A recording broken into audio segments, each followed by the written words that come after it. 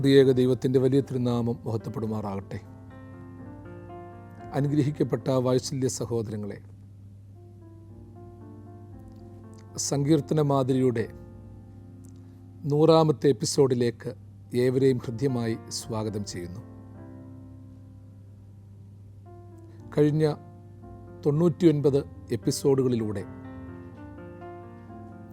26ാം സങ്കീർത്തനം 6ാം വാക്യം വരെയുള്ള വേദഭാഗങ്ങൾ നമ്മൾ ചിന്തിക്കുകയും പഠിക്കുകയും ചെയ്തുകൊണ്ടിരിക്കുകയാണല്ലോ.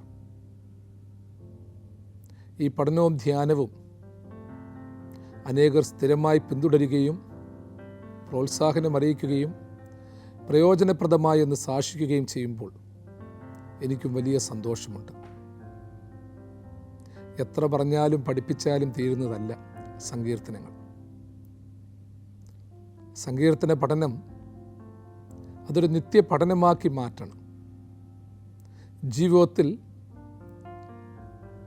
നിർമ്മലന്മാരായി തീർന്നവരുടെ മാത്രം സാക്ഷ്യമല്ല സങ്കീർത്തനങ്ങൾ. ഒരു ഭക്തൻ്റെ പരാജയം, അപജയം, ഉയർച്ചകൾ, താഴ്ചകൾ, പഠനങ്ങൾ, സംശയങ്ങൾ, ഭാവിയെക്കുറിച്ചുള്ള ദർശനങ്ങൾ, സമൂഹത്തെക്കുറിച്ചും രാജ്യത്തെക്കുറിച്ചും കുടുംബത്തെക്കുറിച്ചുമുള്ള സ്വപ്നങ്ങൾ, ദൈവവുമായിട്ടുള്ള അഭേദ്യ ബന്ധം, ഇതെല്ലാം സങ്കീർത്തനങ്ങളുടെ ഭാഗമാണ്.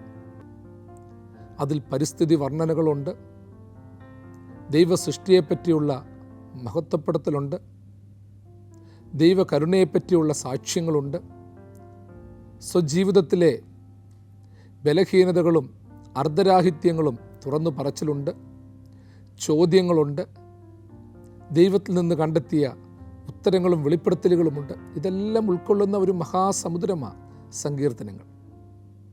ആ സങ്കീർത്തനങ്ങൾ നമ്മുടെ ജീവിതത്തെയും ദർശനത്തെയും ഭാവിയെയും ഔന്നത്യത്തിലേക്കും നന്മയിലേക്കും എത്തിക്കട്ടെ എന്ന് ഹൃദ്യമായിട്ട് പ്രാർത്ഥിക്കുന്നു, ആശംസിക്കുന്നു.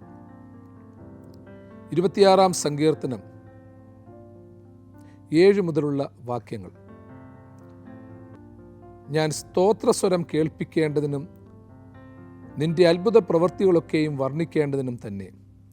യഹോവേ, നിന്റെ ആലയമായ വാസസ്ഥലവും നിന്റെ മഹത്വത്തിൻ്റെ നിവാസവും എനിക്ക് പ്രിയമാകുന്നു.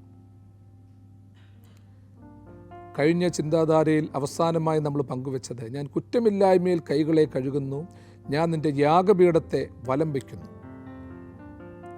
കുറ്റമില്ലായ്മ എന്ന അവസ്ഥയെ, നിർമ്മലാവസ്ഥയെ, അതിനെ ഒരു പ്രാവർത്തിക മേഖലയിലെത്തി അതിനെ ഒരു ലിക്വിഡ് ഫോമിലേക്ക് മാറ്റി കഴുകുവാനുള്ള ഒരു മാധ്യമമാക്കി മാറ്റി അവതരിപ്പിച്ച സങ്കീർത്തനക്കാരൻ ദൈവത്തിൻ്റെ യാഗപീഠത്തെ വലം വയ്ക്കുന്ന ജീവിതാനുഭവത്തെക്കുറിച്ച് പറയുന്നു. യഹൂദ പശ്ചാത്തലത്തിൽ യാഗപീഠത്തെ വലം വയ്ക്കുക എന്നുള്ളത് ഒരു പ്രാർത്ഥനയുടെ അനുഭവമാണ്. പർവ്വതങ്ങൾ കയറുക, കോട്ടകൾ ചുറ്റുക, പ്രാർത്ഥനാസ്വരങ്ങൾ ഉയർത്തുക, ഇവയൊക്കെ ആരാധനയുടെയും പ്രാർത്ഥനയുടെയും ഒരു ഭാഗമായി അവർ കണ്ടിരുന്നു. യാഗപീഠത്തെ വലം വയ്ക്കുക എന്നുള്ളത് ഒരു ഭക്തൻ്റെ പ്രതീക്ഷയുടെ ഒരു അനുഭവമാണ്. പഴയ നിയമകാലത്ത് ഒരു മനുഷ്യൻ എത്ര വലിയ തെറ്റുകാരനായാലും, അവൻ ശിക്ഷയ്ക്ക് വിധിക്കപ്പെട്ടവനായാലും, അവൻ അവസാനമായി രക്ഷയ്ക്കു വേണ്ടി ചെയ്യുന്ന ഒരു കാര്യമാണ് ജീവരക്ഷാർത്ഥം ഓടി ബലിപീഠത്തിൻ്റെ കൊമ്പുകളെ പിടിച്ച് അവിടെ അഭയം പ്രാപിക്കും. ബലിപീഠത്തിൻ്റെ കൊമ്പുകളെ പിടിച്ചാൽ അവനെ കൊല്ലാൻ പാടില്ല എന്ന, വിശുദ്ധ ബലിവേദിയിൽ വെച്ച് ആരും കൊല്ലപ്പെടാൻ പാടില്ല എന്ന. എന്നാൽ ശലോമോൻ്റെ കാലത്ത് യോവാബ് എന്ന സൈന്യാധിപൻ ജീവൻ രക്ഷപ്പെടുത്തുവാൻ വേണ്ടി ഓടി ബലിപീഠത്തിൻ്റെ കൊമ്പുകളെ പിടിച്ചിട്ടും അവൻ കൊല്ലപ്പെട്ടതായി നാം വായിക്കുന്നു. ഞാൻ കൊല്ലപ്പെടുന്നുവെങ്കിൽ ഇവിടെ വെച്ച് കൊല്ലപ്പെട്ടുകൊള്ളട്ടെ. യഹോവയുടെ യാഗപീഠവുമായിട്ട്, ആരാധനാ കേന്ദ്രവുമായിട്ട് ഭക്തന് വലിയ അടുപ്പമുണ്ട്. യാഗപീഠത്തെ വലം വയ്ക്കുകയാണ്. ഇന്ന് നമ്മളുടെ മനസ്സുകൾ, ആലോചനകൾ, ചിന്തകൾ, ഇവയൊക്കെ വലം വയ്ക്കുന്നത് എന്തിനെയാണ്? നമ്മളുടെ മനസ്സിന്ന് ചുറ്റപ്പെട്ട് കിടക്കുകയാണ്. ആർക്കും അവരവർക്ക് അപ്പുറമായി മറ്റൊന്നും ചിന്തിക്കാൻ പറ്റാത്തൊരു സാഹചര്യത്തിലെന്നുള്ളത്. എങ്ങോട്ടും നോക്കാനില്ല. എവിടെ പോയാലും ഒരുപാട് ചിന്തകളാണ്. എന്ത് കാര്യങ്ങൾ ചെയ്യുമ്പോഴും അവൻ സ്വതന്ത്രനാകുന്നില്ല. ഭക്ഷണം കഴിക്കുമ്പോൾ, കിടക്കുമ്പോൾ, യാത്ര ചെയ്യുമ്പോൾ അവനെ ചുറ്റുന്ന, അവനെ പിന്തുടരുന്ന ഒരുപാട് ബാധ്യതകൾ അവനുണ്ട്. ഞാൻ ഈ കടം എങ്ങനെ വീട്ടും? നാളെ എങ്ങനെ അതിജീവിക്കും? ഭാവി എന്തായിത്തീരും? എൻ്റെ കൊച്ചുങ്ങളുടെ കാര്യം എന്താകും? രോഗചികിത്സ എന്താകും? ഒരുപാട് ദുഃഖകരമായ അനുഭവങ്ങൾ ഒരു മനുഷ്യനെ പിന്തുടരുന്നുണ്ട്. അപ്പോൾ നമ്മളെ വലം വയ്ക്കുന്ന, നമ്മളെ പിന്തുടരുന്ന ജീവിത സാഹചര്യങ്ങളെ ഭൗതികമായും ആത്മീകമായും മറന്നുകൊണ്ട് ദൈവത്തിൻ്റെ യാഗപീഠത്തെ വലം വയ്ക്കുക എന്ന് വെച്ചാൽ അതൊരു വലിയ സമർപ്പണമാണ്. ആ യാഗപീഠത്തെ വലം വയ്ക്കുമ്പോൾ യാഗപീഠത്തിൻ്റെ മനോഹാരിത ഉൾക്കൊള്ളുവാൻ സാധിക്കും. അവിടുത്തെ സുഗന്ധധൂപങ്ങൾ ആസ്വദിക്കുവാൻ സാധിക്കും. അവിടുത്തെ പ്രാർത്ഥനാസ്വരങ്ങൾ കേൾക്കുവാൻ സാധിക്കും. ഇന്ന് നമ്മൾ പ്രാർത്ഥിക്കാൻ നിൽക്കുമ്പോഴും മറ്റു പല കാര്യങ്ങളിൽ ഇടപെടുമ്പോഴും നമ്മളുടെ മനസ്സിൽ കിടക്കുന്നത് മൊത്തം മറ്റു ചില ചിന്തകളാണ്. അതുകൊണ്ടാണ് പൗരസ്ത്യ സുറിയാനി പാരമ്പര്യത്തിൽ, ഓർത്തഡോക്സ് പാരമ്പര്യത്തിൽ വിശുദ്ധ കുർബാന ആരംഭിക്കുമ്പോൾ, പ്രധാനപ്പെട്ട സ്ഥാനത്തേക്ക് പ്രവേശിക്കുമ്പോൾ കാർമ്മികൻ പറയുന്നു, ഈ സമയത്ത് ഞങ്ങളുടെ ബോധങ്ങളും വിചാരങ്ങളും ഹൃദയങ്ങളും ഉയരങ്ങളിൽ പിതാവാം ദൈവത്തിൻ്റെ വലതുഭാഗത്ത് മശിഹാ തമ്പുരാനിരിക്കുന്ന ഇടമായ മഹോന്നതങ്ങളിൽ തന്നെ ആകുന്നു. അപ്പോൾ പ്രാർത്ഥനയിലേക്ക് പ്രവേശിക്കണമെന്നുണ്ടെങ്കിൽ മനസ്സ് ദൈവസന്നിധിയിലേക്ക് ഉയർത്തണം. നമ്മൾ നിൽക്കുന്നത് ഭൂമിയിലും ദൈവം മുകളിലുമാണ്, സ്വർഗത്തിലുമാണ്. അപ്പോൾ സ്വർഗത്തിലിരിക്കുന്ന ഏറ്റവും നീതിമാനും നിർമ്മലനുമായ ദിവ്യസത്തയുടെ പ്രഭോഭാവമായ ദൈവത്തെ നമ്മൾ ആരാധിക്കണമെന്നുണ്ടെങ്കിൽ ദൈവസ്ഥലത്തിലേക്ക് ഉയരണം. വിശുദ്ധ വേദപുസ്തകം നമ്മൾ വായിക്കുന്നു. വേദപുസ്തകത്തിലെ ആശയങ്ങൾ ഉൾക്കൊള്ളണമെന്നുണ്ടെങ്കിൽ നമ്മളുടെ ആശയഗതികളിൽ മാറ്റങ്ങൾ വരണം, ചിന്താധാരകളിൽ മാറ്റങ്ങൾ വരണം. നമ്മൾ പ്രാർത്ഥിക്കുന്നത് ദൈവത്തോടാണ്. അപ്പം ദൈവത്തിൻ്റെ ഗുണങ്ങൾ വരണം. ഈ ലോകത്തിലെ എല്ലാ പ്രതിസന്ധികൾക്കിടയിലും ദൈവത്തിൻ്റെ യാഗപീഠമായ പ്രാർത്ഥനാനുഭവങ്ങളെ ചുറ്റിപ്പറ്റി ജീവിക്കുന്ന ഒരു സാഹചര്യം ഉണ്ടാകണം. പണ്ടുള്ളവർ പറയുന്ന ഒരു ചൊല്ലുണ്ട്, ചാരച്ചം ചതിച്ചത് താന്നിത്വം പൊറുക്കണം. ചാരും താന്നിയും നമുക്ക് വളരെ സുപരിചിതമായ രണ്ട് മരങ്ങളാണ്. ചാരെന്ന മരത്തിൻ്റെ ചുവട്ടിലെങ്ങാണം ചെന്ന് നിന്നാൽ ദേഹം മൊത്തം ചൊറിഞ്ഞ് തടുക്കും, അലർജിയാണ്, അസ്വസ്ഥതകളുണ്ടാകും, അത് പെട്ടെന്ന് മാറത്തില്ല. താന്നി എന്ന് പറയുന്നത് അതൊരു ഔഷധ ഗുണമുള്ള മരമാണ്. ഇത് രണ്ടും നമുക്കറിയാവുന്നതാണ്. അപ്പം ചാരച്ചൻ ചതിച്ചത് താന്നിത്വം പൊറുക്കണം. പണ്ടുള്ളവർ പറയും, ഏതെങ്കിലും രീതിയിൽ ചാരുമരത്തിൻ്റെ നീരോ ഇലയോ കായോ ശരീരത്ത് പതിച്ച് വല്ലാത്ത രീതിയിൽ ചൊറിഞ്ഞു പൊട്ടുകയാണെങ്കിൽ താന്നിമരത്തിന് ചുറ്റും പോയി 7 തവണ വലയം ചെയ്താൽ ആ ചൊറിച്ചിൽ മാറുമെന്നാണ്. എങ്ങനെ മാറുമെന്നൊന്നും വ്യാഖ്യാനിക്കാൻ എനിക്ക് അറിഞ്ഞുകൂടാ. എങ്കിലും അത്രമാത്രം താന്നിമരത്തിന് ഔഷധ ഗുണമുണ്ടെന്നാണ് പറയപ്പെടുന്നത്. അപ്പം ചാരുമരത്തിൻ്റെ ചൊറിച്ചിൽ മാറാൻ താന്നിമരത്തിന് ചുറ്റും കറങ്ങണമെന്ന് പൂർവികന്മാർ സമൂഹത്തിൽ പറഞ്ഞു പഠിപ്പിച്ചിട്ടുണ്ടെങ്കിൽ, ആയതുപോലെ ഈ ലോകം നമുക്ക് നൽകിയിട്ടുള്ള അസ്വസ്ഥതകളും അലർജികളും പ്രയാസങ്ങളും പ്രതിസന്ധികളും സമൂഹം നമ്മുടെ മേൽ അടിച്ചേൽപ്പിച്ചിട്ടുള്ള ആരോപണങ്ങളും വ്യർത്ഥമായ വാക്കുകളും നമ്മളെ പലപ്പോഴും അസ്വസ്ഥപ്പെടുത്തുന്നുണ്ട്. മനസ്സ് മുറിവേൽപ്പിക്കുന്നുണ്ട്, ശരീരത്തിന് അലർജി സൃഷ്ടിക്കുന്നുണ്ട്, ഉറക്കം നഷ്ടപ്പെടുത്തുന്നു. ഇതൊക്കെ സത്യമാണ്. പക്ഷേ അതിന് പകരം അവിടെ നിരാശപ്പെട്ടിരിക്കുക എന്നുള്ളതല്ല നമ്മുടെ ജീവിതം എന്ന് പറയുന്നത്. ഒരു താന്നിമരം നമ്മൾ കണ്ടെത്തണം. ആ താന്നിമരം എന്ന് പറയുന്നത് ഒരു വിശുദ്ധിയുടെ നിറവായിരിക്കണം. അതിനൊരു ഔഷധ ഗുണമുണ്ട്, പ്രാർത്ഥനയുടെ ഗുണമുണ്ട്. എൻ്റെ പ്രിയപ്പെട്ടവരെ, ലോകം നമ്മളെ വേദനിപ്പിച്ചിട്ടും കുറ്റപ്പെടുത്തിയിട്ടുമുണ്ടെങ്കിൽ കുറ്റപ്പെടുത്തിയവരെ ഓർത്ത് പരിതപിച്ചുകൊണ്ടിരുന്നാൽ ആ ചൊറിച്ചിൽ കൂടത്തതേ ഉള്ളൂ, ആ അലർജി കൂടത്തതേ ഉള്ളൂ. വീണ്ടും ചൊറിഞ്ഞു പൊട്ടും, ചോര വരും, അസ്വസ്ഥതയുണ്ടാകും. അതിന് പകരം നാം ഒരു വഴിത്താര കണ്ടെത്തണം, നന്മയുടേതായ ഒരു താന്നിമരം കണ്ടെത്തണം. ഒരു വിശ്വാസിയെ സംബന്ധിച്ച് അവൻ്റെ ഒരു പ്രാർത്ഥനാ കേന്ദ്രമുണ്ട്, കർത്താവിൻ്റെ ക്രൂശുണ്ട്. ക്രൂശിൻ്റെ ക്ഷമയും സഹനതയും ഒക്കെ ഉൾക്കൊണ്ടുകൊണ്ട് കർത്താവിൻ്റെ ക്രൂശുമരത്തോട് ചേർന്നിരിക്കണം, ക്ഷമയുടെ അനുഭവത്തോട് ചേർന്നിരിക്കണം. ഒരു വിശ്വാസിയെ സംബന്ധിച്ചിടത്തോളം, ഭക്തനെ സംബന്ധിച്ചിടത്തോളം അവൻ്റെ ജീവിതത്തെ ഭക്തിപൂരിതമാക്കുന്ന അനുഭവങ്ങൾ എന്താണോ അതിനെ ഒരു താന്നിയായിട്ട് കാണുക. ഇവിടെ യാഗപീഠത്തെ വലംബിക്കുന്നു. അതുകൊണ്ട് സങ്കീർത്തനക്കാരൻ പറഞ്ഞത്, കുരികിൽ തനിക്കൊരു വീടും മീവൽ പറവതൻ കുഞ്ഞുങ്ങൾക്കായി നല്ലൊരു കൂടും കണ്ടെത്തിയല്ലോ. തുടർന്ന് പാടുന്നു, യാഹിൻ വാസമെന്താധികാമ്യം ദാഹിച്ചു മോഹിക്കുന്നെന്നുള്ളം. അതെ, യാഹിൻ്റെ ആലയമായ വിശുദ്ധമായ ബലിവേദി, അതിലെ പ്രാർത്ഥനകൾ, അതിലെ ദിവ്യസ്വരങ്ങൾ, ക്ഷമയുടെ സന്ദേശങ്ങൾ, ഇവയൊക്കെ കർത്താവിൻ്റെ ബലിപീഠത്തെ, യാഗപീഠത്തെ വലം വയ്ക്കുവാൻ നമ്മൾക്കിടയായി തീരട്ടെ. സ്തോത്രസ്വരം കേൾപ്പിക്കേണ്ടതിനും അത്ഭുത പ്രവൃത്തികൾ വർണ്ണിക്കേണ്ടതിനും തന്നെ വെറുതെ വലം വയ്ക്കുകയല്ല, ദൈവത്തിൻ്റെ സ്തോത്രസ്വരം കേൾപ്പിക്കണം, അത്ഭുത പ്രവൃത്തികൾ വർണ്ണിക്കണം. യാഗപീഠത്തെ വലം വയ്ക്കുന്നത് ഭൗതിക സുഖത്തിനും സൗകര്യത്തിനുമാണെന്ന് ചിന്തിക്കുന്ന, പ്രാർത്ഥിക്കുന്നതും ഉപവസിക്കുന്നതും നൊയമ്പെടുക്കുന്നതും ആഗ്രഹപ്രാപ്തിക്കാണെന്ന് ചിന്തിക്കുന്ന സമൂഹത്തിൽ നിന്നുകൊണ്ട് സങ്കീർത്തനക്കാരൻ ഒരു പുതിയ പ്രമാണം പഠിപ്പിക്കുകയാണ്. ഞാൻ ഈ യാഗപീഠത്തെ വലം വയ്ക്കുന്നത് ദൈവത്തിൻ്റെ സ്തോത്രസ്വരം കേൾപ്പിക്കേണ്ടതിനും അത്ഭുത പ്രവൃത്തികളെ വർണ്ണിക്കേണ്ടതിനുമാണ്. ദൈവം തന്ന ഓരോരോ കാര്യങ്ങൾ പറയേണ്ടതിനു വേണ്ടിയാണ്.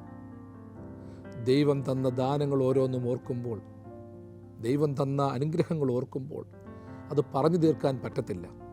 കർത്താവിൻ്റെ യാഗപീഠത്തെ വലയം ചെയ്യുമ്പോൾ, അതിനെ ചുറ്റി നടക്കുമ്പോൾ, ഓരോ പ്രാർത്ഥനകളും നോയമ്പുകളും അനുഷ്ഠിക്കുമ്പോൾ, നന്മയുടെ അനുഗ്രഹങ്ങളിലേക്ക് നമ്മൾ ചെല്ലുമ്പോൾ ഓർത്തോണം, അവിടെ ഉയരേണ്ടത് ദൈവത്തിൻ്റെ സ്തോത്രസ്വരമാണ്.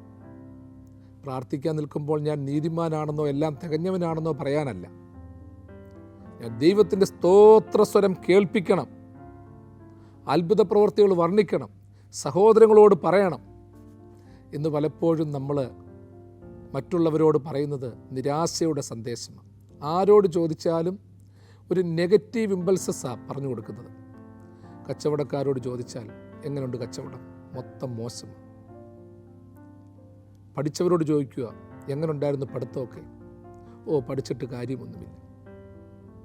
ഏത് കാര്യത്തിൽ ചോദിച്ചാലും ഒരു നെഗറ്റിവിസമാണ്. വിദേശത്ത് പോയവനോട് പോകാനുള്ളവൻ ചോദിക്കുക എങ്ങനെയുണ്ട് അവിടെ, ഇങ്ങോട്ടെങ്ങും വരാതിരിക്കുക, അവിടെ ഉള്ള പഴുങ്ങിഞ്ഞിയും മുളക് ചമ്മന്തിയും കഴിച്ച് കഴിയുന്നത് ഇവിടത്തേക്കാളും നല്ലതാണ്. ചിലപ്പോൾ ശരിയായിരിക്കും, വിദേശത്ത് പോയി കഷ്ടപ്പെടുന്നതിനേക്കാൾ ഇവിടെയുള്ള റേഷനരി കഴിച്ച് കിടക്കുന്നത് നല്ലതായിരിക്കാം. അല്ലെങ്കിൽ ജോലി കാര്യങ്ങളിൽ ബുദ്ധിമുട്ട് കാണാം, ബിസിനസ്സിൽ പരാജയം കാണാം. ഇതൊന്നും ഒരു കോമൺ ഫാക്ടറല്ല. പക്ഷേ ഈ പറയുന്നവരൊക്കെ തന്നെ വീണ്ടും അതിൽ ഉറച്ചു നിൽക്കുന്നു. ബിസിനസ്സുകാരൻ ബിസിനസ് നടത്തുന്നു, വിദേശത്തുള്ളവൻ അവൻ അവിടെ തന്നെ പോകുന്നു. ഇതൊക്കെ ഒരു സത്യമാണ്. അപ്പോൾ ഇതൊക്കെ ഉണ്ടെങ്കിലും അതിൻ്റെ ഇടയിലും നമ്മൾക്ക് പിടിച്ച് നിൽക്കാമെന്നുള്ളൊരു കാര്യം പറഞ്ഞു കൊടുക്കുന്നില്ല. ഞാനൊന്നുമില്ലാതെ വെറും കൈയായിട്ട് വന്നതാണ്, വലിയ പഠിത്തമില്ലാതെ വന്നതാണ്, പക്ഷേ ഞാൻ അവിടെ ചെന്നു, മോർട്ട്ഗേജൊക്കെ ഉണ്ടെങ്കിലും നല്ലൊരു വീട് വാങ്ങിച്ചു, പിള്ളേരെ പഠിപ്പിക്കുന്നു, പിള്ളേർക്ക് സൗജന്യ പഠനമാണ്. ഇതൊന്നും പറഞ്ഞു കൊടുക്കത്തില്ല. പറഞ്ഞു കൊടുക്കുന്നത് മൊത്തം നിരാശയുടെ സന്ദേശമാണ്. ദൈവം തന്ന എത്ര കാര്യങ്ങൾ നമ്മൾ മറന്നുപോയി. ചില പിള്ളേരുണ്ട്, എല്ലാം പരാതി അവർക്ക്. നിങ്ങൾക്ക് തന്നെ അറിയാം, നിങ്ങൾ കുഞ്ഞുങ്ങളെ വളർത്തുന്നവരാണ്, നിങ്ങൾ അവരെ ഒന്ന് വാച്ച് ചെയ്ത് നോക്കിക്കും. ഒരു നേരം നല്ല കൂട്ടാൻ കൊടുത്തില്ലെങ്കിൽ ചിലപ്പോൾ ഈ പിള്ളേർ നിങ്ങളെ നിന്ദിക്കും. ഒരു വസ്ത്രം വാങ്ങിച്ചു കൊടുത്തതിൽ കളർ മാറിക്കഴിഞ്ഞാൽ പ്രശ്നം, അവരാഗ്രഹിക്കുന്ന വാഹനം വാങ്ങിച്ചു കൊടുത്തില്ലെങ്കിൽ പ്രശ്നം. എന്നാൽ അതിൻ്റെ ഇടയ്ക്ക് മറ്റു ചിലരുണ്ട്, അവർക്ക് നല്ല വാഹനവും വേണ്ട, നല്ല വസ്ത്രവും വേണ്ട, ഭക്ഷണവും വേണ്ട, അപ്പനും അമ്മയും എന്തോ അവരുടെ സാഹചര്യം അനുസരിച്ച് കൊടുക്കുന്നതിൽ സന്തോഷിക്കുന്ന ചിലരുണ്ട്. അവരെ നമ്മൾ നമിക്കണം. ചില കുഞ്ഞുങ്ങളോട് പറയും, മോനെ നിനക്കില്ല എന്ന് പറഞ്ഞാൽ പോലും അവർക്ക് പരാതിയില്ല. ചില വീടുകളിൽ നമ്മൾ പറയാറുണ്ട്, മൂത്ത പിള്ളേരെ പറയുന്ന കടിഞ്ഞൂൽ പൊട്ടനെന്നും പൊട്ടിയെന്നും പറയും. എന്ന് വെച്ചാൽ മൂത്ത പിള്ളേരെ പൊട്ടന്മാരാണെന്ന് പറയും. അവർ യഥാർത്ഥത്തിൽ ആ പറഞ്ഞതിന് വേറൊരു അർത്ഥമുണ്ട്. അവർ യഥാർത്ഥത്തിൽ പൊട്ടന്മാരോ പൊട്ടികളോ ഒന്നും അല്ല, മിടുക്കരാണ്. പക്ഷേ മാതാപിതാക്കളെ ഒന്ന് സപ്പോർട്ട് ചെയ്യാൻ വേണ്ടി, സഹോദരങ്ങൾക്ക് കിട്ടിക്കോട്ടെന്ന് വിചാരിച്ച് പൊട്ടത്വം സ്വയം ഏറ്റെടുക്കുന്നവരുണ്ട്. പരാതികളും പരിഭവങ്ങളും പറയാത്തവരുണ്ട്. അതേ പ്രിയമുള്ളവരെ, സ്തോത്രസ്വരം കേൾപ്പിക്കേണ്ടതിനും അത്ഭുത പ്രവർത്തികളെ വർണ്ണിക്കേണ്ടതിനും ബലിവേദിയെ ചുറ്റുന്ന ഒരു തലം, ഒരസ്വസ്ഥതയും പ്രകടിപ്പിക്കാതെ ദൈവത്തെ സ്തുതിക്കുന്ന സ്ഥലം. അതായത് സങ്കീർത്തനക്കാരൻ പറയുകയാണ്, ഞാൻ ഈ ചുറ്റിയത് കൊണ്ട് കൂടുതലായിട്ടൊന്നും പുതിയത് ചോദിക്കുന്നില്ല. ഈ ആലയത്തോട് ഞാൻ അടുക്കുന്നത് മൂലം കഴിഞ്ഞ കാലത്തെ നന്മകളെക്കുറിച്ച് കൂടുതൽ പറയുന്നത് മാത്രമേ ഉള്ളൂ. അത് പറഞ്ഞു തീരുവാൻ വേണ്ടി മാത്രമാണ്.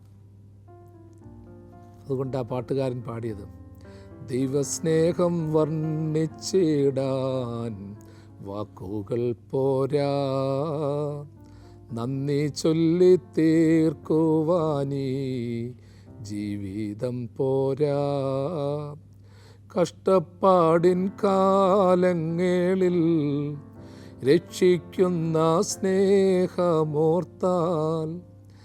എത്ര സ്തുതിച്ചാലും മതി വരുമോ, ദൈവസ്നേഹം വർണ്ണിച്ചിടാൻ വാക്കുകൾ പോരാ. ആലയത്തോടടുക്കുന്നത്, പ്രാർത്ഥനയ്ക്കായി അടുക്കുന്നത് ഒരു പുതിയ ആഗ്രഹത്തിൻ്റെ പൂർത്തീകരണത്തിനല്ല, മറിച്ച് ആ ആലയത്തിലേക്ക് തന്നെ എത്തിച്ച ദൈവത്തെ സ്തുതിക്കുവാനുള്ള ഒരു അനുഭവമാണ്. നമ്മളുടെ ജീവിതത്തിലും എപ്പോഴും ഓർത്തോണം, നമ്മളെ കരുതിയ, സഹായിച്ച്, സ്നേഹിച്ച ഒരുപാട് വ്യക്തിത്വങ്ങളുണ്ട്. നിങ്ങൾക്ക് ജന്മം തന്ന മാതാപിതാക്കളുണ്ട്, നിങ്ങളുടെ ഗുരുക്കന്മാരുണ്ട്, പ്രിയപ്പെട്ടവരുണ്ട്. അതുകൊണ്ട് പ്രിയമുള്ളവരെ ഓർത്തോണം, മാതാപിതാക്കൾ വസ്തു കുറച്ച് തന്നു എന്ന് വിചാരിച്ച് പരാതിപ്പെടാനോ അവരോട് വഴക്കിടാനോ അവരെ ഉപദ്രവിക്കാനോ അല്ലെങ്കിൽ അവർ വയ്യാതാവുമ്പോൾ വൃദ്ധമന്ദിരത്തിൽ കൊണ്ടിടാനോ ഉള്ള ഒരു അനുഭവമല്ല. ഇനിയും ഇപ്പോൾ ഒരുപക്ഷെ അവർ നിങ്ങളോട് എതിർത്ത് നിൽക്കുകയാണെങ്കിലും, നിങ്ങളിൽ നിന്ന് അകന്നിരിക്കുകയാണെങ്കിലും, ജീവിതത്തിലെ ഏതെങ്കിലും തലത്തിൽ നിങ്ങൾക്ക് അവരെന്തെങ്കിലുമൊക്കെ നന്മകൾ തന്നിട്ടുണ്ടെങ്കിൽ അതൊക്കെ നന്മയോട് ഓർത്തോണം, പ്രാർത്ഥനയോട് ഓർത്തോണം. യഹോവേ, നിൻ്റെ ആലയമായ വാസസ്ഥലവും നിൻ്റെ മഹത്വത്തിൻ്റെ നിവാസവും എനിക്ക് പ്രിയമാകുന്നു. പാപികളോടുകൂടെ എൻ്റെ പ്രാണനെയും രക്തപാതകന്മാരോടുകൂടെ എൻ്റെ ജീവനെയും സംഹരിച്ചു കളയരുതേ. സങ്കീർത്തനക്കാരൻ തുടർന്ന് പ്രാർത്ഥിക്കുന്നു, നിൻ്റെ ആലയമായ വാസസ്ഥലം, നിൻ്റെ മഹത്വത്തിൻ്റെ നിവാസം എനിക്ക് പ്രിയമാകുന്നു. ദൈവത്തിൻ്റെ ആലയത്തിൻ്റെ പ്രാധാന്യം, പ്രാർത്ഥനയുടെ അനുഭവം, നിൻ്റെ മഹത്വത്തിൻ്റെ നിവാസം. ഇവിടെ പറയുന്നു, ദൈവത്തിൻ്റെ ആലയത്തെക്കുറിച്ച് പറയുന്നത് നിൻ്റെ ആലയമായ വാസസ്ഥലം, നിൻ്റെ മഹത്വത്തിൻ്റെ നിവാസം, അതെനിക്ക് പ്രിയമാകുന്നു. ഒരാരാധനാ കേന്ദ്രീകൃതമായ ജീവിതം നമുക്കുണ്ടാകണം. പള്ളിയിൽ പോകാത്തവരും പ്രാർത്ഥിക്കാത്തവരും പള്ളിയിൽ പോകുന്നത് കൊണ്ട് പ്രയോജനമില്ല എന്ന് ചിന്തിക്കുന്നവരുമൊക്കെ ഉണ്ട്. ഞാൻ വീട്ടിലിരുന്ന് പ്രാർത്ഥിച്ചാൽ മതി എന്ന് ചിന്തിക്കുന്നവരുമുണ്ട്. എന്തിനാ പള്ളിയിൽ പോകുന്നതെന്ന് ചിന്തിക്കുന്നവരുമുണ്ട്. തീർച്ചയായിട്ടും പല ഘട്ടങ്ങളിലും ദൈവത്തിൻ്റെ മഹത്വത്തിൻ്റെ നിവാസങ്ങൾ, ദൈവത്തിൻ്റെ ആലയമായ വാസസ്ഥാനങ്ങൾ ചിലപ്പോൾ തിന്മയുടെ കൂത്തരങ്ങായി മാറ്റപ്പെട്ടിട്ടുണ്ട്. തർക്കങ്ങളും ഭിന്നതകളും ഉണ്ടാകാറുണ്ട്. ആരാധനകൾ തടസ്സപ്പെട്ടു പോകുന്ന അവസ്ഥകളുണ്ട്. അതൊക്കെ സൃഷ്ടിക്കുന്നത് ദൈവമല്ല, നമ്മൾ തന്നെ സൃഷ്ടിക്കുകയാണ്. ദൈവത്തോട് മത്സരിക്കുകയാണ്, അഹങ്കാരികളായിട്ട് മാറ്റപ്പെടുകയാണ്. അതുകൊണ്ട് ആരാധനാലയങ്ങളെ സമീപിക്കുന്നത് പ്രാർത്ഥനയോടുകൂടിയാകണം. ഞാൻ പോയാൽ പ്രശ്നമുണ്ടാകുമെന്ന് വിചാരിച്ച് പോകാതിരിക്കുന്നതും ശരിയല്ല. വീട്ടിലിരുന്ന് നിങ്ങൾ പ്രാർത്ഥിക്കണം, ഉപവസിക്കണം, പക്ഷേ ദേവാലയത്തിലും പോകണം. ഒരു ഭക്തനെ സംബന്ധിച്ചിടത്തോളം ഒരു കമ്മ്യൂണിറ്റി വർഷിപ്പുണ്ട്, കൂട്ടായ ആരാധനയുണ്ട്, പൂർവികന്മാർ പ്രാർത്ഥിച്ച സ്ഥാനമുണ്ട്, ആ വിശുദ്ധിയുടെ നിർമ്മലതയുണ്ട്. അതൊക്കെ നമ്മൾ പിന്തുടർന്നേ പറ്റത്തുള്ളൂ. ഒരു സമൂഹത്തിൽ ജീവിക്കുമ്പോൾ നമുക്കൊരു ഐഡൻറ്റിറ്റി ഉണ്ട്. ഒരു ഇന്ത്യക്കാരൻ എന്നുള്ള ഐഡൻറ്റിറ്റി, ഒരു കേരളീയൻ എന്നുള്ള വ്യക്തിത്വ ഭാവം, ഇതൊക്കെയുണ്ട് നമുക്ക്. സഭയിലും സമൂഹത്തിലുമൊക്കെ നമ്മൾ ആകുന്നുണ്ട്. ഇതൊന്നും വേണ്ട എന്ന് ചിന്തിക്കേണ്ട. നിരീശ്വരത്വവും അല്ലെങ്കിൽ മറ്റ് കാര്യങ്ങളുമൊക്കെ, അല്ലെങ്കിൽ എന്തെങ്കിലും പ്രതിസന്ധികൾ ഉണ്ടാകുമ്പോൾ അവിടെ ഉണ്ടാക്കുന്ന ഗ്രൂപ്പിസവും ഒക്കെ ഭക്തിയുടെ ഭാഗമായി ചിലർ കാണുന്നുണ്ട്. ഇതൊന്നും ഇല്ലേലും നന്മ ചെയ്താൽ മതിയെന്ന് ചിന്തിക്കുന്ന ചില തലങ്ങളുമുണ്ട്. അതൊന്നും പൂർണ്ണതയല്ല. ശാസ്ത്രം വേണം, മതം വേണം, വിശ്വാസം വേണം. ശാസ്ത്രം മാത്രം മതിയെന്ന് പറയുകയാണെങ്കിൽ മറ്റ് കാഴ്ചഭാവങ്ങൾ, ദർശനഭാവങ്ങൾ നഷ്ടപ്പെടുകയാണ്. രണ്ട് കാലുകളുണ്ട്, ശാസ്ത്രമുണ്ട്, മതമുണ്ട്, വിശ്വാസമുണ്ട്. അതിൽ ഒന്ന് മതിയെന്ന് വെച്ചാൽ ഒരു കാല് മുടന്തിപ്പോകുന്ന അനുഭവമാണ്, മുടന്തി നടക്കുന്ന അനുഭവമാണ്. അതിൽ നിന്നൊക്കെ ഒരു മാറ്റം നമ്മൾക്ക് ആവശ്യമാണ്. അതുകൊണ്ട് ആ സങ്കീർത്തനക്കാരൻ തുടർന്ന് പറയുന്നത്, പാപികളോടുകൂടെ എൻ്റെ പ്രാണനെയും രക്തപാതകന്മാരോടുകൂടെ എൻ്റെ ജീവനെയും സംഹരിച്ച് കളയരുതേ. അവരുടെ കൈകളിൽ ദുഷ്കർമ്മമുണ്ട്, വലങ്കൈ കോഴ നിറഞ്ഞിരിക്കുന്നു. ഞാനോ നിഷ്കളങ്കതയിൽ നടക്കും. എന്നെ വീണ്ടെടുത്ത് എന്നോട് കൃപ ചെയ്യണമേ. എൻ്റെ കാലടി സമനിലത്ത് നിൽക്കുന്നു. സഭകളിൽ ഞാൻ യഹോവയെ വാഴ്ത്തും. ഈ ലോകത്തിൽ വീണ്ടും പറയുകയാണ് സങ്കീർത്തനക്കാരൻ. നമ്മൾ കഴിഞ്ഞ വാക്യങ്ങളിൽ ഈ ആശയം തന്നെ പങ്കുവച്ചിട്ടുണ്ട്. കൈകളിൽ ദുഷ്കർമ്മവും കോഴയും നിറഞ്ഞിരിക്കുന്ന ആളുകളുണ്ട്. കൈകളിൽ ദുഷ്കർമ്മം, വലങ്കയിൽ കോഴ. കോഴ എന്ന് പറയുന്നത് കൈക്കൂലി.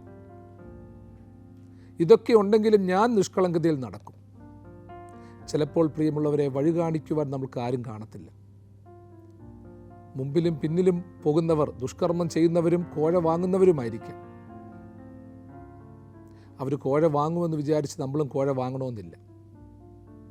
വലങ്കയിൽ കോഴ വാങ്ങുന്നവർ, വലങ്കയിൽ കോഴ നിറഞ്ഞിരിക്കുന്നവർ, ദുഷ്കർമ്മം കൈകളിലും ചിന്തയിലും ആലോചനയിലും ഉള്ളവർ ഇന്ന് പലപ്പോഴും അത് മറ്റുള്ളവരിലേക്ക് പങ്കുവെക്കുവാൻ ആഗ്രഹിക്കുകയാണ്. ഒരുവൻ്റെ കൈകളിൽ ദുഷ്കർമ്മവും കോഴയുമാണുള്ളെങ്കിൽ അവൻ അതേ കൊടുക്കാനുള്ളൂ. നിഷ്കളങ്കതയിൽ നടക്കുന്നവനെ സംബന്ധിച്ചിടത്തോളം അവന് നിഷ്കളങ്കതയുണ്ട്, അവനത് കൊടുക്കാനുണ്ട്. പ്രിയമുള്ളവരെ, നമ്മൾ ആലോചിച്ച് നോക്കണം. പലപ്പോഴും നമ്മൾ മനുഷ്യൻ അറിയാതെ ഉപയോഗിക്കുന്ന ചീത്ത വാക്കുകൾ, വെറുതെ വാക്കുകൾ. പണ്ട് നമ്പൂതിരി ഫലിതങ്ങളിൽ നമ്മൾ കേട്ടിട്ടുണ്ട്. നമ്പൂതിരിയെ കഠിനമായി ഒരാൾ തെറി വിളിച്ചപ്പോൾ, അപ്പോൾ അവൻ തിരിച്ചു പറയാൻ തെറി പറയുന്നില്ല, അവന് തെറി പറയാൻ പറ്റുന്നില്ല, അവൻ അറിയുന്നില്ല. അപ്പോൾ അവൻ പറഞ്ഞ ഒറ്റ വാചകം ഇതാണ്: നീ പോടാ പഴംതീനി എന്ന് പറഞ്ഞു. അപ്പോൾ ഉടനെ കേട്ടിരുന്നവർ ചോദിച്ചു, അല്ലയോ തിരുമേനി, അങ്ങേ അത്രയും തെറി വിളിച്ചിട്ടും അങ്ങ് ആ മനുഷ്യനോട് പഴംതീനി എന്ന് പറഞ്ഞു. അപ്പോൾ അവൻ പറഞ്ഞു, ആ മനുഷ്യൻ കഴിക്കുന്ന കാര്യങ്ങളും അറിയുന്ന കാര്യങ്ങളുമൊക്കെ എന്നോട് പറഞ്ഞു. ഞാൻ കൂടുതലായിട്ട് കഴിക്കുന്നത് പഴവർഗ്ഗങ്ങളാണ്, അപ്പോൾ എനിക്കതേ പറയാനുള്ളൂ. ഇന്ന് പ്രിയമുള്ളവരെ ഓർത്തോണം, ഇന്ന് തലമുറകളിലേക്ക് നമ്മൾ കൊടുക്കുന്നത് ഈ ദുഷ്കർമ്മമാണ്, കൈക്കൂലിയാണ്. കൈക്കൂലി വാങ്ങുന്നവർ, ചതിക്കുന്നവർ, വഞ്ചിക്കുന്നവരൊക്കെ നമ്മുടെ ചുറ്റുവട്ടത്തിലുണ്ട്. അവർക്കത് മാത്രമേ തലമുറയ്ക്ക് കൊടുക്കാനുള്ളൂ. കോടികൾ സമ്പാദിച്ചിട്ടിട്ട്, വസ്തുവകകൾ സമ്പാദിച്ചിട്ടിട്ട് എവിടെയാണെന്ന് പോലും അറിയാത്തവരുണ്ട്. തലമുറയ്ക്ക് അറിയത്തില്ല. ആരൊക്കെയോ ചതിച്ചുകൊണ്ട് പോകുന്നു. അവൻ ധനം സമ്പാദിക്കുന്നു, ആർ അനുഭവിക്കുമെന്നറിയാത്തൊരനുഭവം. പ്രിയമുള്ളവരെ, നമ്മുടെ വലങ്കയിലും നമ്മുടെ ചിന്താധാരയിലും അനുഗ്രഹത്തിൻ്റേതായ നിഷ്കളങ്കതയുടേതായിട്ടുള്ള അംശമുണ്ടെങ്കിൽ നമ്മൾ അത് കൊടുക്കും. അതിനൊരു പക്ഷേ പണത്തിൻ്റെ പ്രതാപം കാണത്തില്ല, പളപളപ്പ് കാണത്തില്ല, വലിയ വീടോ കൊട്ടാരങ്ങളോ തലമുറയ്ക്ക് പകർന്നു കൊടുക്കാൻ പറ്റത്തില്ല. പക്ഷേ അവർക്ക് കൊടുക്കുന്ന ഒരു നിഷ്കളങ്കതയുടെ സന്ദേശമുണ്ട്. ഞാൻ നിങ്ങളോട് ചോദിക്കട്ടെ, നിങ്ങളുടെ പൂർവികന്മാരൊന്നും നിങ്ങൾക്ക് കോടികൾ എല്ലാവർക്കും തന്നു കാണത്തില്ല, വസ്തുവകകൾ തന്നു കാണത്തില്ല. പക്ഷേ അവരുടെ കയ്യിൽ അനുഗ്രഹമുണ്ടായിരുന്നു. തലയിൽ കൈവച്ചാൽ അനുഗ്രഹം കിട്ടുമായിരുന്നു. ഇന്ന് നമ്മുടെ കൈകൾ നിറഞ്ഞിരിക്കുകയാണ്. കൈകളിലെല്ലാം ഇഷ്ടംപോലെ പണവും പ്രതാപവും വഞ്ചനയും ചതിവും ദുഷ്കർമ്മങ്ങളുമൊക്കെയുണ്ട്. ഇത് വെച്ച് നമ്മൾ തലമുറയെ അനുഗ്രഹിച്ചാൽ അവർക്ക് കിട്ടുന്നത് അതാണ്.